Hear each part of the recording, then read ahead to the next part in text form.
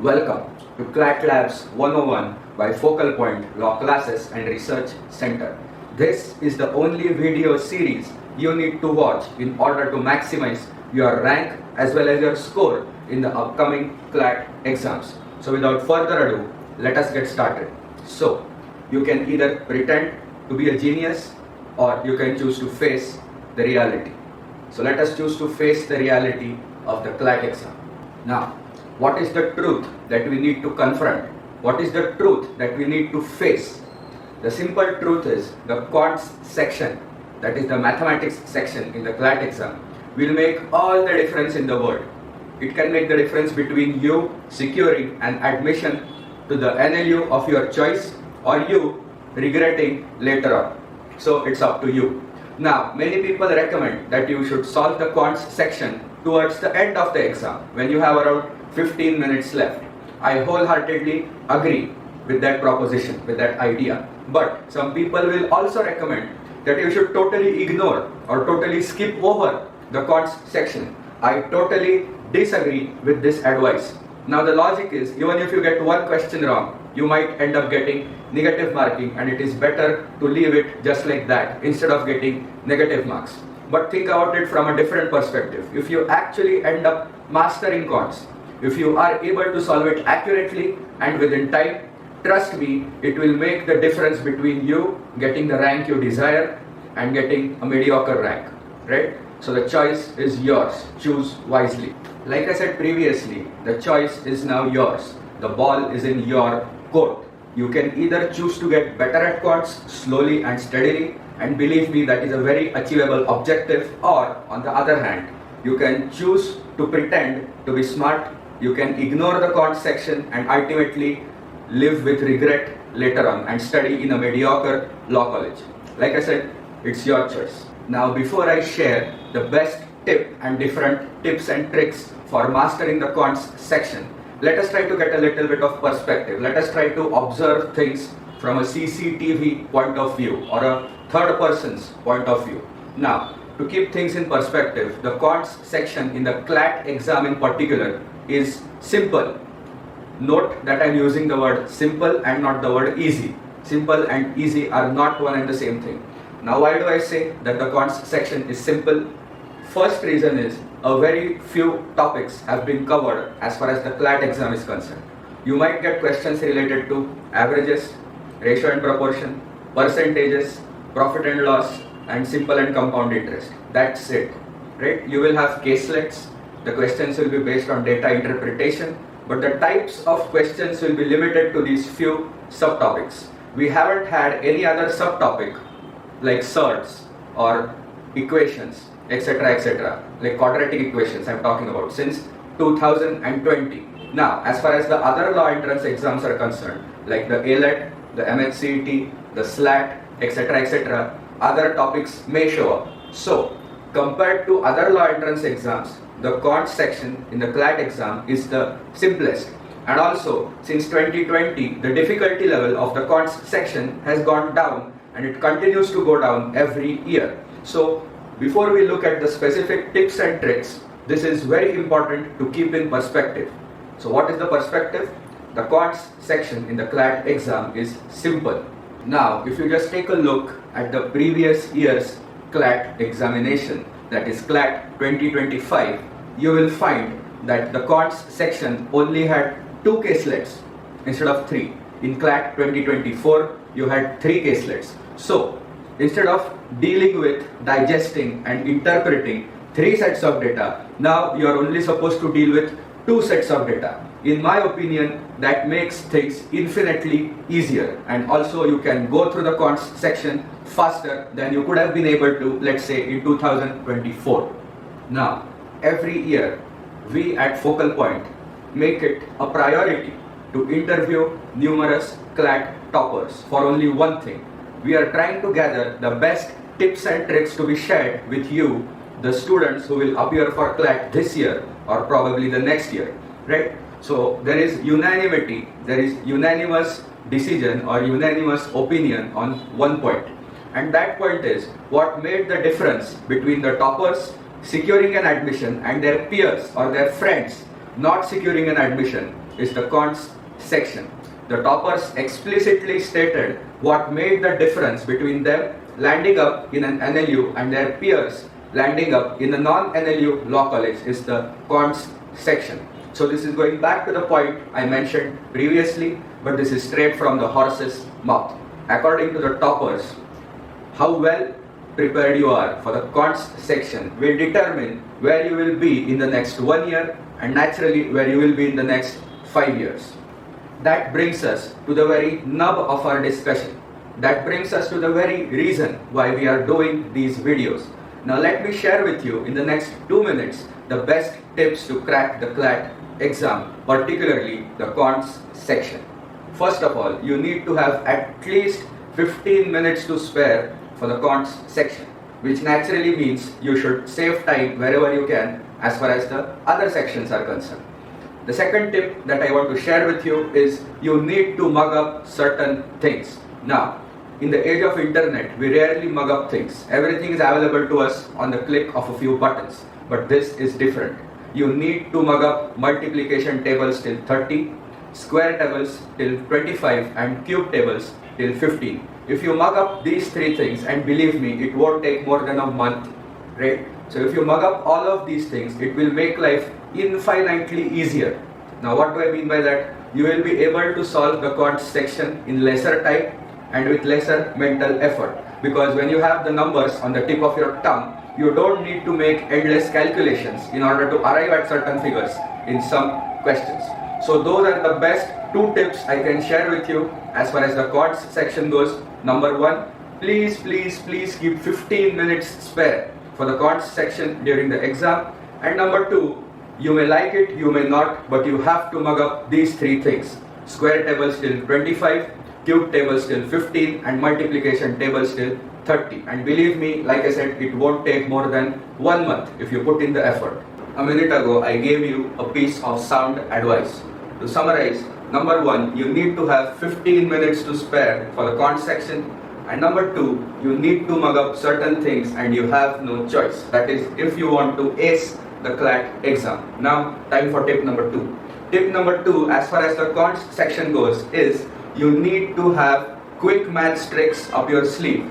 You need to be able to complete calculations within seconds and not minutes. For example, you must know how to multiply any 2 numbers within seconds and not minutes. You must know the divisibility tests for 7, 13, 17, etc., etc.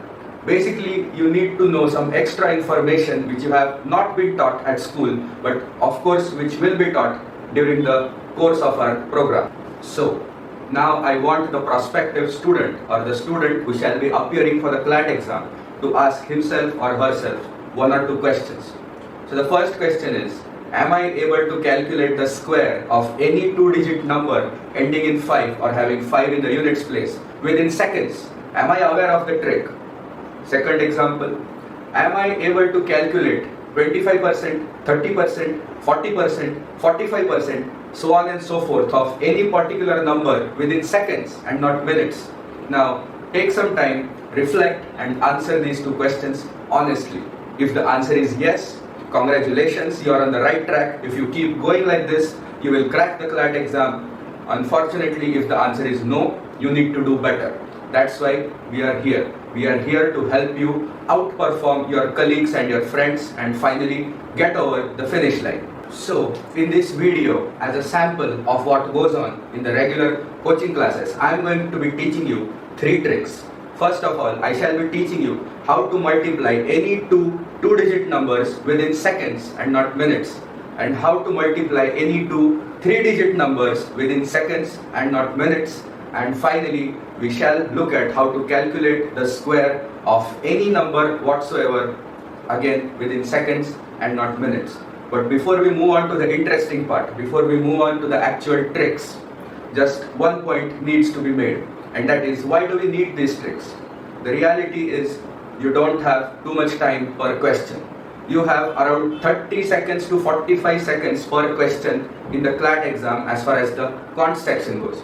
The second reason is that large numbers can be intimidating. More often, students go wrong. They make wrong calculations, not because they are not good at making calculations, but because of the fear of numbers. That is what we want to get rid of. We want to totally get rid of the fear of numbers and number crunching. So without further ado, let us move on to the most interesting part of the video, and that is the tricks themselves. So let us solve one illustrative example quickly. The first step is the same. You have to write down the two numbers in the traditional format, one below the other. The next step is to multiply the digits in the unit place. In this case, it is 7 and 3. So 7 3s are 21. 1 is in the units place. So you write down 1 and carry over 2. You have to write down the number 2 to the right hand side of the whole equation, like you can see on the screen. The next step is to cross multiply. You have to cross multiply the digits in the tens place and the units place respectively. So you have to multiply 9 into 7 and 8 into 3 and add the two products. So we are left with 63 plus 24, which equals to 87. The next step is to add the carried over number to 87. So 87 plus 2, we are left with 89. So in 89, you have 9 in the units place and 8 in the tens place. So like always, you have to write down 9 and carry over 8 to the right hand side. That is the next step. The last step is to multiply the digits in the tens place. So you have to multiply 9 into 8. So 9 8s are 72, right? So you have to add the carried over number, which is 8, to 72. And the sum of those two numbers is 80. So the last step is to write down 80 as the first digit and the second digit of the product. So ultimately, the answer turns out to be 8091. Now everybody has a calculator. I encourage you to cross-verify and cross-check whether or not we have the right answer. I'm 100% sure that we have arrived at the right conclusion. Now let us move on to the next trick. We shall try to figure out how to quickly multiply within seconds any two 3-digit numbers. So the first step is the same. You have to write down the two 3-digit numbers one below the other, as you can see on the screen, in the traditional format. The second step, like always, is to multiply the digits in the units place. In this case, we have 1 and 4 in the units place. So 1 into 4 is 4. You write down 4 in the units place and you carry over 0 since you have nothing in the tens place. The next step is to multiply the numbers in the tens place and the units place respectively. So in this case, as you can see on the screen, you have to multiply 7 by 4 and 7 by 1 and add the two products. So 7 4s are 28 and 7 1s are 7. 28 plus 7 turns out to be 35. In 35, you have 5 in the units place. So you write it down next to 4 in the tens place and you carry over 3. You don't add anything to 35 because, as you can see on the right hand side, we have carried over 0. The next step is a 3-way cross multiplication. As you can see on the screen, you have to cross multiply the digits on the extreme ends, that is the digits in the hundreds place and the units place respectively, and add it to the multiplication or the product of the digits in the tens place. So in this case, it will turn out to be 4 into 4 plus 3 into 1 plus 7 into 7, as you can see on the top hand side of the numbers.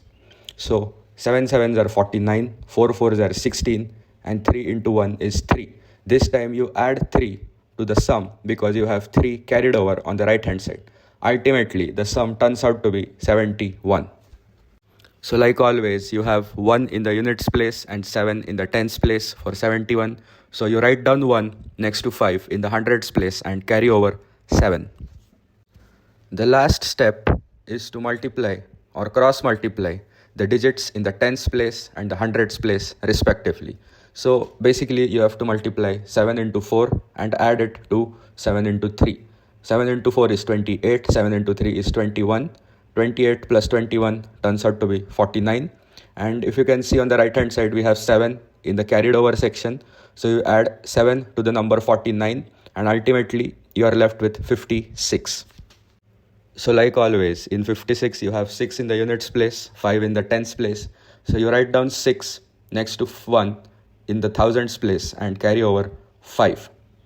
The last step in this operation is to multiply the digits in the hundreds place. So in this case, you have to multiply 4 and 3 and add the carried over number. So 4 into 3 turns out to be 12, and if you add the carried over number, which is 5 to 12, you end up with 17. These are the first two digits of the product that you are looking for. So ultimately the answer is 1,76,154. Like I said previously, I highly recommend that you should cross-verify and cross-check whether or not we have arrived at the right conclusion. Like I said last time, even this time I'm 100% sure that we have the right answer indeed. In the previous slides, we saw how to multiply any two-digit numbers and how to multiply any two three-digit numbers. Now it's time for the most interesting trick of the video.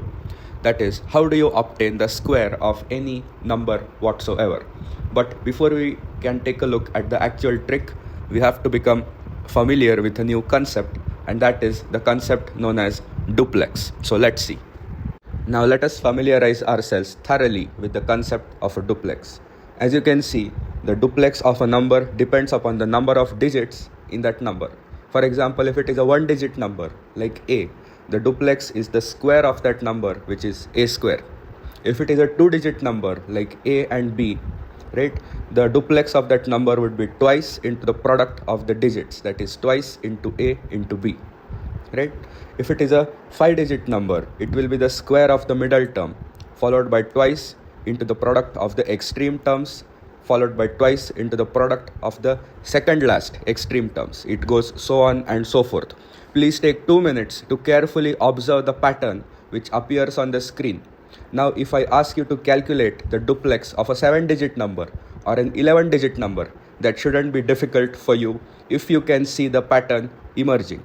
Now, before you move on to the actual trick of how to find out the square for any number, please familiarize yourself thoroughly with the concept of the duplex as it appears on the screen. Now let us try to figure out how to calculate the square of any number whatsoever with the help of an illustrative example. Before we do that, please make sure that you are thoroughly familiar with the concept of a duplex. If you have still not understood or if there is still some confusion, please feel free to go back to the previous slides and thoroughly inculcate what is a duplex. Because without a good understanding of that concept, you will not be able to calculate the square of any number. Let us move on.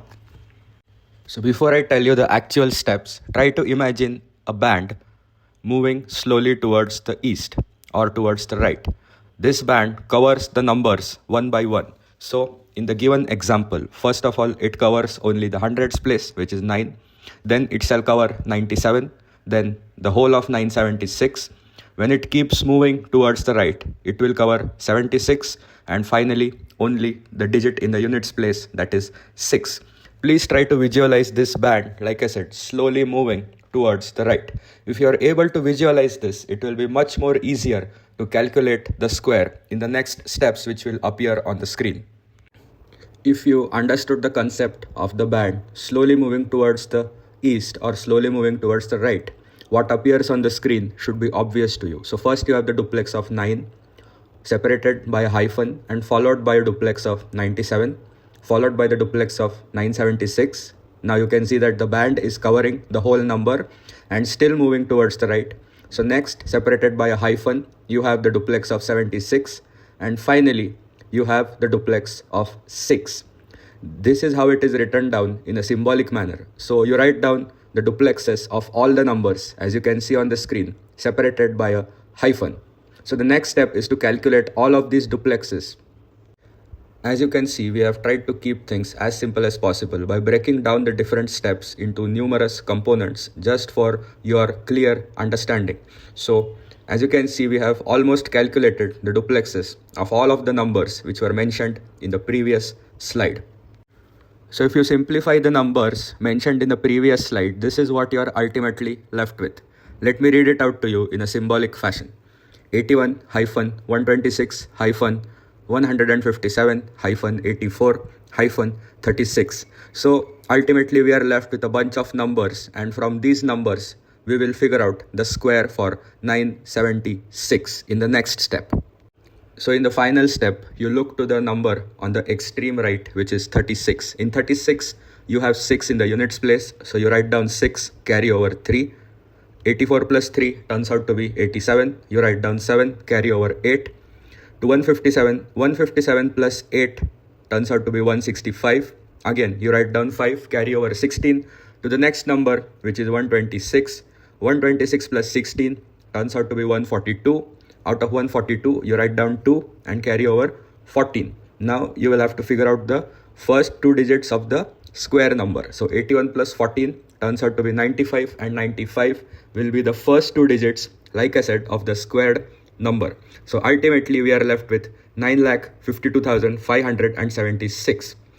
Like always, you have to verify using your calculator whether or not we have arrived at the right answer. You can take my word for it, or like a good law student, you can cross-check and cross-verify. Thank you so much for joining this short online session hosted by Focal Point Law Classes and Research Center. I wish you the very best of luck for the upcoming CLAT exam and any other law entrance exams that you might be attempting.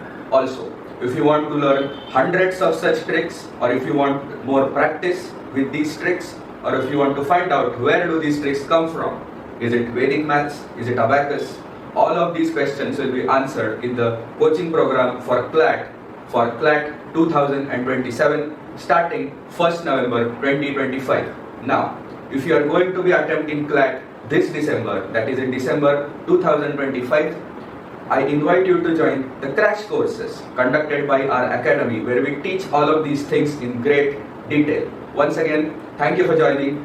Very best of luck for your exam, and I certainly hope that this was a fruitful and helpful online session.